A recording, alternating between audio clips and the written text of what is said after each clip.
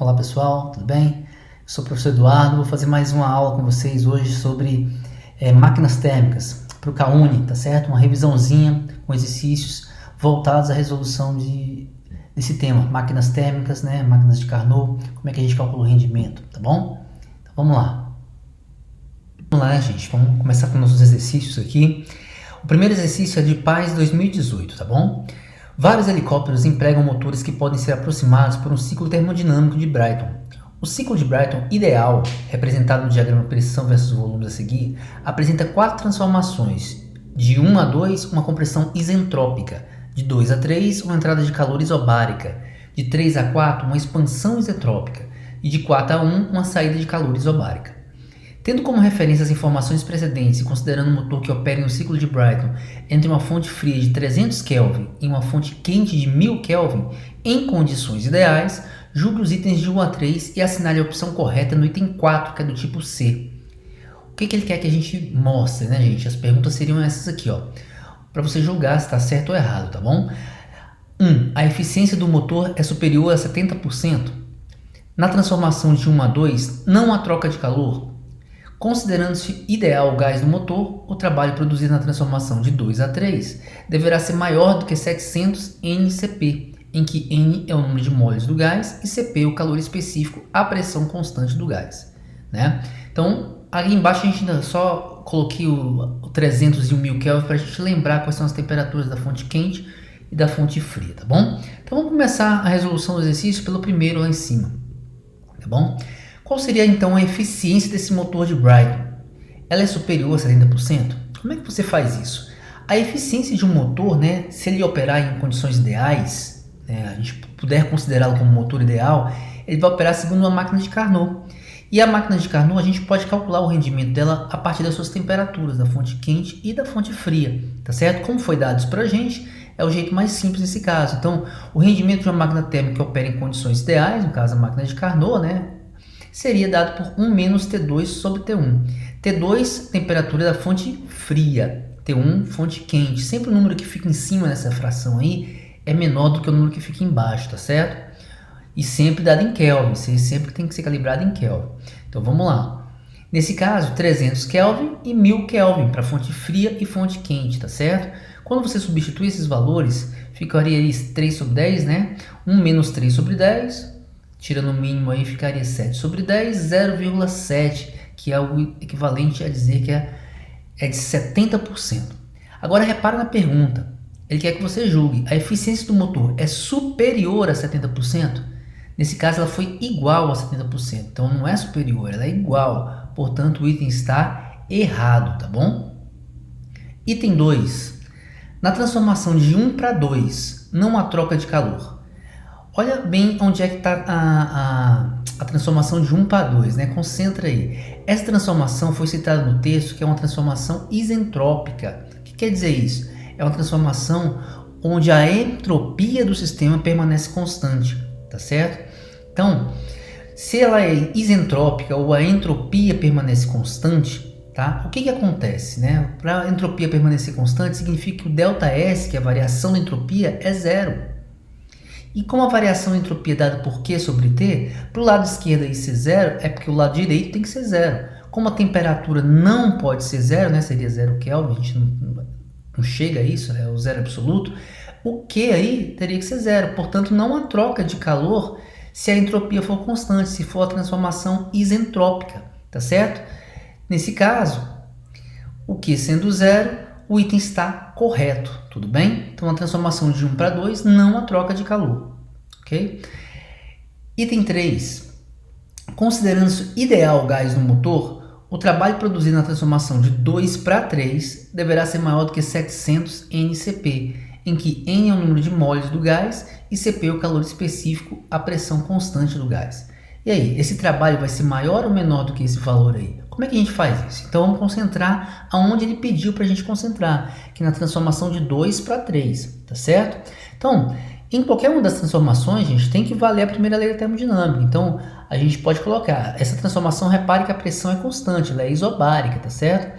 Então, a gente colocando a primeira lei da termodinâmica aí, ΔU é igual a Q menos o trabalho, a gente pode pegar só nessa região de 2 para 3, né? Então eu faço ΔU de 2 para 3 é igual ao calor trocado de 2 para 3 menos o trabalho de 2 para 3. Lembrando, o problema te pede o trabalho, ele é maior ou menor do que aquele valor que ele está te dando lá em cima, tá bom? Então, se a gente isolar o trabalho aí, você vai ver que o trabalho é igual ao Q, né? Vou passar o trabalho pelo lado de lá e o ΔU pelo lado de cá. Então vai ficar QP menos ΔU 23. Por que eu troquei o Q23 por QP? Porque o calor de 2 para 3 é um calor que ocorreu a pressão constante, por isso que eu chamei ele de QP, o calor a pressão constante, tá bom? E aí, se você agora abrir a formulazinha, o que é o calor a pressão constante, né? O calor que você dá sem variar a pressão.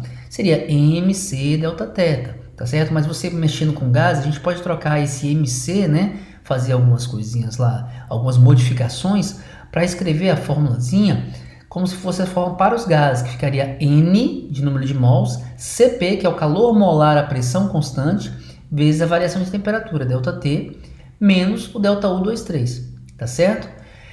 Como a variação de temperatura de 2 para 3 ali, tá certo?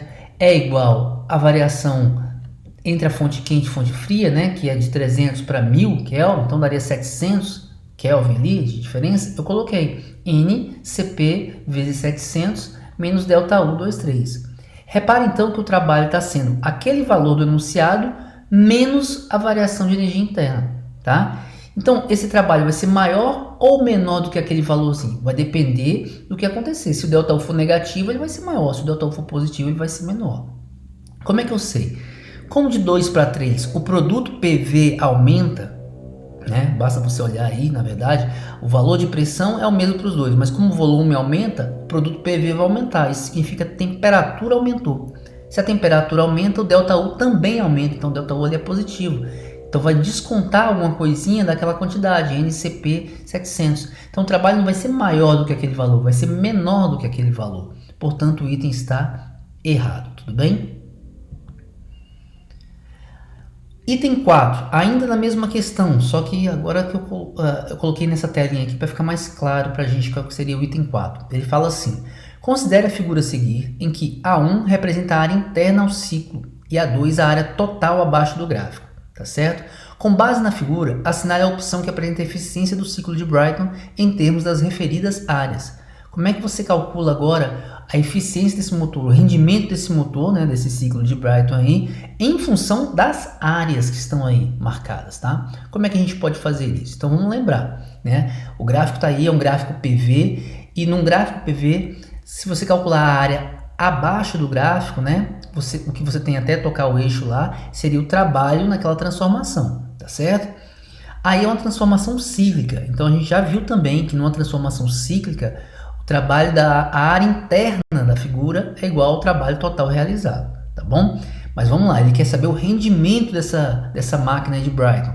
Como é que a gente calcula então rendimento? Vamos enumerar as transformações ali da seguinte maneira. Eu vou chamar de 1, 2, 3 e 4 essas transformações nessa ordem. Foi aleatório a minha escolha, tá bom? Então, transformação 1, 2, 3 e 4.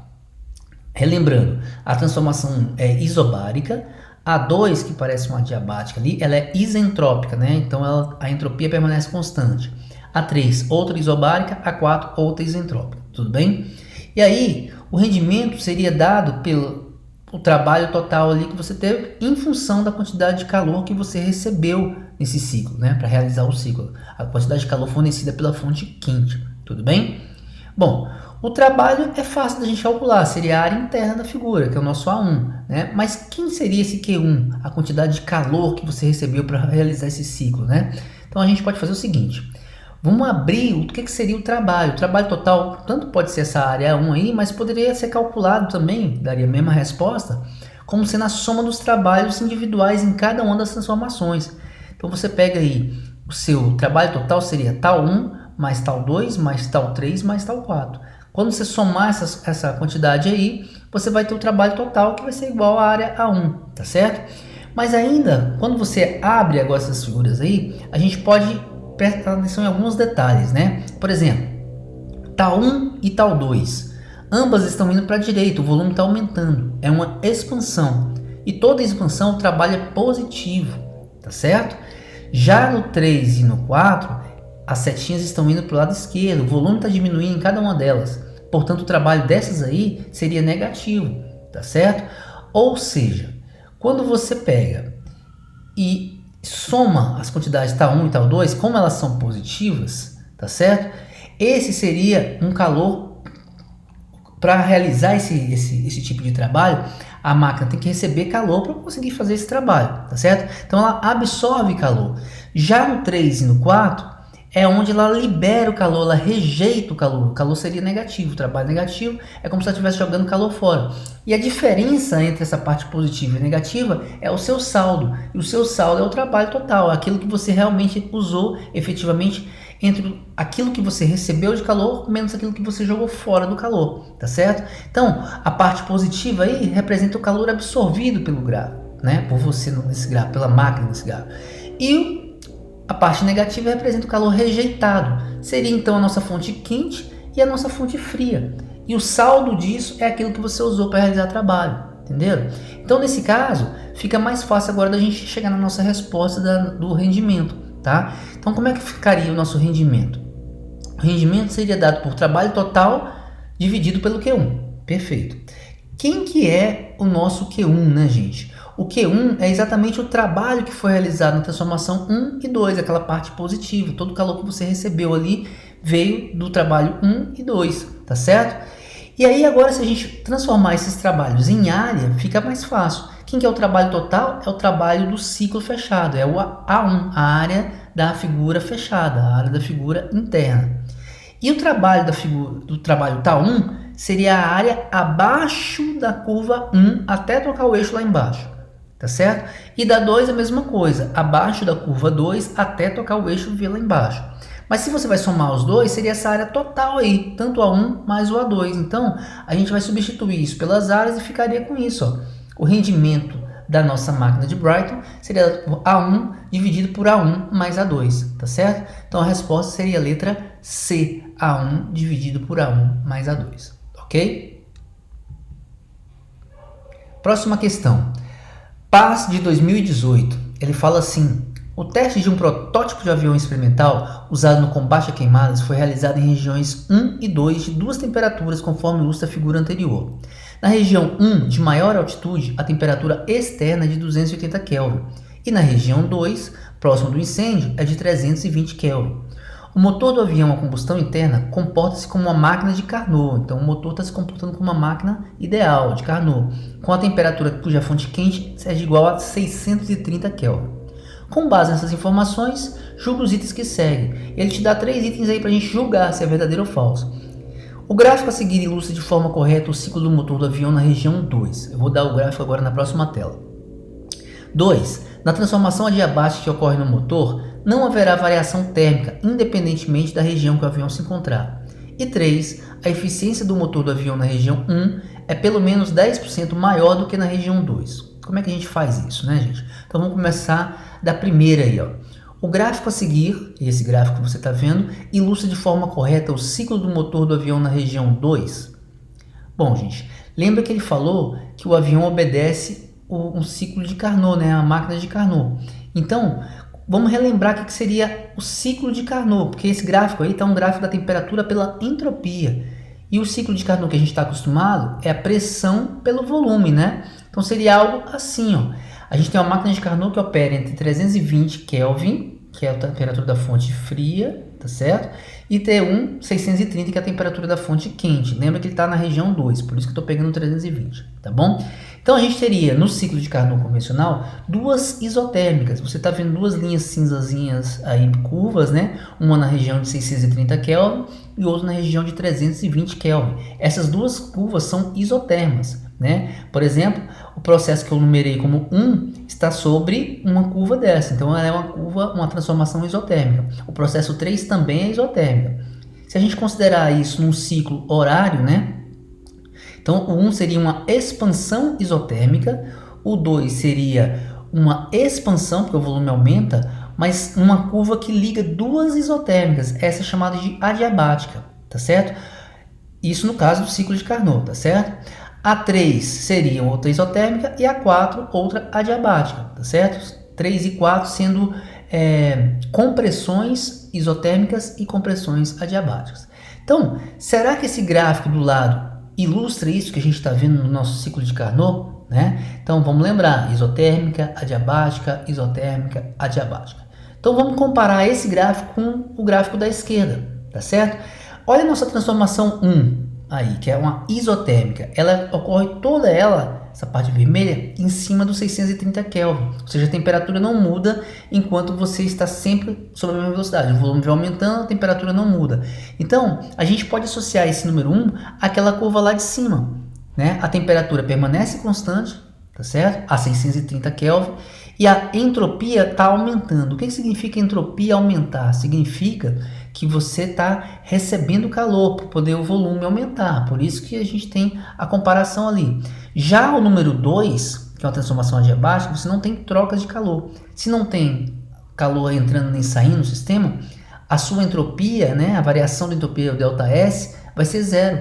Então não muda a entropia também. Então a gente pode associar o 2 a 1 a isotérmica e a 2 a nossa adiabática que está aqui.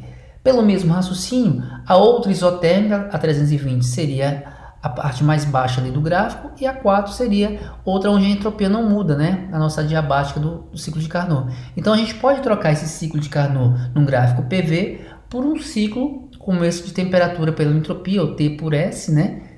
Da forma como a gente está vendo ali, parecendo um retângulo, tudo bem? Então o item está correto. Item 2. Na transformação adiabática que ocorre no motor, não haverá variação térmica, independentemente da região que o avião se encontrar. Então vamos lembrar. Adiabática. O que é uma transformação adiabática? Ela ocorre de forma tão rápida que não troca calor com o ambiente, né? Não troca calor com o meio. O Q é zero. Então lembra, a adiabática liga duas isotérmicas. É aquela curva que liga duas isotérmicas. Isso significa o seguinte, que numa adiabática ele sai de uma temperatura e vai para outra. Então a temperatura muda, tá? Embora ele não receba nem perca calor, a temperatura muda, a custa de outra coisa, tá certo? E ele fala lá no enunciado que não haverá variação térmica. Isso é mentira, né? Na verdade, há variação térmica, a temperatura está mudando. O que não muda é a quantidade de calor, tá bom? Então o item está errado. Item 3. A eficiência do motor do avião na região 1 é pelo menos 10% maior do que na região 2. Como é que a gente pode fazer isso? Vamos calcular a eficiência do motor do avião na região 1 e na 2 e depois comparar as duas, tá certo? Lembrando que ele está dizendo que o nosso motor aí pode ser comparado com a máquina de Carnot, né? Então, a gente pode usar a expressão do rendimento para uma máquina de Carnot para aplicar nesse caso. Então, na região 1, a gente teria a fonte quente e o motor do avião, 630, e a fonte fria, 280 Kelvin, que seria o ar aí fora, por onde ele vai jogar o calor rejeitado, tá certo? Então, vamos lá. Ficaria 1 menos T2 sobre T1, trocando T2 e T1 por 280 e 630, como foi dado no enunciado, fazendo a continha aí, né? 630 menos 280 dividido por 630, ou 63, 28 e 63, daria 56%. Esse é o rendimento do motor do avião, né? Da eficiência do motor na região 1. Fazendo a mesma coisa agora na região 2, a gente obteria 49%, né? Substituindo a temperatura da fonte fria por 320, não 280. Daria 49%. E aí, essa eficiência é pelo menos 10% maior do que na região 2, né? Repara só numa coisa, quando você faz 56 menos 49, você vai ter 7%. Só que não é isso que ele está falando, ele está perguntando se é pelo menos 10% maior do que na região 2. Então você tem que comparar as duas, dividir uma pela outra. Então se a gente dividir N1 por N2, 56 por 49, você vai ter 1,14. Isso significa que o N1 é 1,14 do N2, ou seja, 14% maior do que o N2, tá certo? Portanto, ele é, por ser 14% maior, ele é pelo menos 10% maior que na região 2. E o item estaria correto, tudo bem? Confesso também, entendo que nesse caso aí, o texto ficou mal escrito, tá? É por isso que algumas provas dizem que essa questão deveria ter sido anulada. Mas vamos lá. Questão 3 do PAS de 2008. Essa aqui eu adaptei, tirei uma parte do texto para a gente ficar com a parte que interessa mais para a gente, que é o cálculo ali da máquina térmica, tá bom? Considere que a fábrica seja constituída por uma máquina térmica que usa parte da energia disponível para realizar trabalho e emite o restante como calor. Considere também que a eficiência dessa máquina seja 40% do rendimento da máquina de Carnot, dado por RC igual a 1 menos TF dividido por TQ, e que a máquina opere entre as temperaturas de 800 Kelvin e 4000 Kelvin. Nesse caso, se a energia disponível para o funcionamento da máquina for de 400 MJ, então mais de 270 serão eliminados como calor. Bom, gente, ele está comparando a máquina, né, térmica, que é a da fábrica lá, com uma máquina de Carnot, dizendo que essa máquina da fábrica tem 40% do rendimento de uma máquina de Carnot que opere naquelas temperaturas. Então vamos ver qual seria o rendimento de tal máquina, né, de uma máquina de Carnot que trabalhasse entre 800 e 4000 Kelvin. Então, a gente pode substituir esses valores e calcular, a partir da forma que a gente já está usando, né, 1 menos T2 sobre T1, 800 por 4000 ali, e chegar a 80%. Esse seria o rendimento máximo possível para qualquer máquina, né, que operasse entre 800 e 4000 Kelvin. Essa é a máquina de Carnot. O que ele nos diz? Que a máquina da fábrica lá, a máquina térmica, tem 40% desse rendimento. Então seria 40% desses 80%. Né? Então 40% vezes NC, ou 0,4 vezes 0,8, que é os 80%, daria 0,32 ou 32%. Esse seria o rendimento da máquina lá da fábrica, tudo bem? Se ela tem 32% de rendimento, e se ela receber para trabalhar 400 MJ, uma parte vai usar para realizar trabalho e uma parte vai ser eliminada como calor. Será que ela vai eliminar mais de 270 MJ? Ou seja, o nosso Q2 seria maior, né, no caso, do que 270 MJ? Como é que você faz? Basta aplicar a nossa formulazinha do rendimento em função de Q1 e de Q2, né, que é para máquina térmica. Pode ser usada para qualquer máquina também, tá certo? Que daria 1 menos Q2 sobre Q1. O rendimento, 32%, 0,32. Sempre faça contas em decimais e dê a resposta em porcentagem, tá bom? Então, em vez de usar 32 ali, eu ponho 0,32, igual a 1 menos Q2, que é a quantidade de calor rejeitada, né, da fonte fria, e o Q1, que seria a nossa quantidade de calor recebida pela fonte quente, 400 MJ. Aqui eu vou dar a resposta já também em MJ, tá bom? Então, isolando aí, a gente passando 1 para o outro lado, né, 1 menos 0,32 daria 0,68, Q2 sobre 400. Então, o Q2 seria 400 vezes 0,68, o que daria 272 MJ, que é maior do que os 270 que ele está perguntando no enunciado, né? Portanto, o item está correto, ok? Vamos para a nossa próxima questão. Questão 4, é do PAS de 2006. Ele te dá um diagrama, pressão e volume, né? E diz o seguinte: o diagrama das transformações do gás no interior do motor de Stirling, descrito no texto, é mostrado na figura acima. As transformações AB e CD são isotérmicas, enquanto as transformações BC e DA são isocóricas. O rendimento térmico do motor de Stirling pode ser calculado pelas mesmas expressões do ciclo de Carnot, é o que a gente vai usar. A partir dessas informações e com base no diagrama acima, julgue os itens subsequentes. Então, eu te darei 5 itens para a gente julgar se é verdadeiro ou falso, né? Se está certo ou se está errado. Então, vamos começar pelo primeiro aí, ó. O primeiro item pergunta o seguinte: se as transformações BC e DA fossem adiabáticas em vez de isocóricas, o diagrama apresentado corresponderia ao ciclo de Carnot? Esse item está correto. Agora vamos explicar por que ele está correto, né? O que é o ciclo de Carnot? O ciclo de Carnot, gente, o gráfico dele, PV, ele traz duas isotérmicas, como nesse caso aí, tá certo? E duas adiabáticas ligando as isotérmicas, né? Então, DA e CB, ou de BC aí, de A para D e de B para C, ou vice-versa, deveriam ser transformações isotérmicas, assim como a gente resolveu nos exercícios anteriores, né? A como a 2 e a 4 aí. Então, se as transformações DA e BC forem adiabáticas, esse gráfico que você está vendo à sua esquerda, ele seria exatamente igual ao ciclo de Carnot, corresponderia ao ciclo de Carnot. Portanto, o item está correto, tá bom? Item 2. O gás, ao sofrer a transformação BC, recebe calor da fonte externa e esse calor é convertido em aumento da energia interna do gás, né? Como é que a gente pode fazer isso? De uma maneira até simples, concentra aí na parte BC. De B para C você vai ver que o volume não muda. Se o volume não muda, né, gente, a gente tem uma transformação isocórica.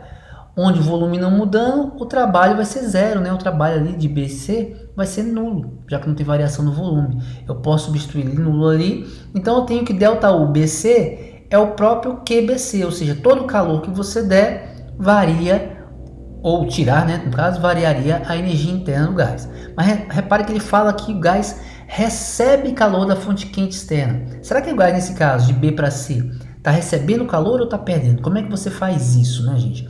O jeito mais simples de você fazer é verificar se o produto PV aumentaria ou diminuiria. Nesse caso, o produto, né, se você pegar PV no ponto B e PV no ponto C, você vai ver que no ponto C esse produto seria maior. Significa que a temperatura está aumentando, né? Então, se a temperatura está aumentando é porque você está recebendo calor, né? Então, o Q vai ser positivo, portanto, o ΔU também será positivo. Então, a energia interna vai aumentar, ok? Dessa maneira, o item está correto. Item 3. O trabalho total realizado pelo gás durante o ciclo ABCDA é igual à área interna da figura representada no diagrama. Então vamos ver. Repare que ABCDA, o ciclo está no sentido horário. Se estiver no sentido horário, o trabalho total vai ser positivo. Sentido anti-horário, o trabalho total seria negativo, tá bom? Nesse caso, ABCDA, sentido horário, trabalho positivo, e numa transformação cíclica, esse trabalho realmente é igual à área da parte interna da figura. Portanto, o módulo do trabalho seria a área da figura. A área, né, sempre vai dar positivo, é você que coloca o sinalzinho. Então, nesse caso, atenção para o sentido, como a gente comentou, né, como o sentido é horário, é positivo, então o item está correto, tudo bem? Item 4, na transformação de D para A, o trabalho realizado pelo gás é positivo? De D para A. Se você olhar no gráfico de D para A, repare que o volume não muda. Se o volume não muda, né, se é uma transformação isocórica, não tem trabalho. O trabalho é zero. Então não é nem positivo nem negativo, né? O trabalho é nulo. Portanto, o item está errado, tá bom? Item 5. Para que as transformações sofridas pelo gás sejam realizadas no sentido anti-horário, ADCBA, o sistema precisa necessariamente receber trabalho externo. Então lembra, né, gente? Sentido horário, a gente tem uma máquina térmica, ela converte calor em trabalho. Sentido anti-horário é o que a gente chama de máquina frigorífica, tá certo? O que ela faz?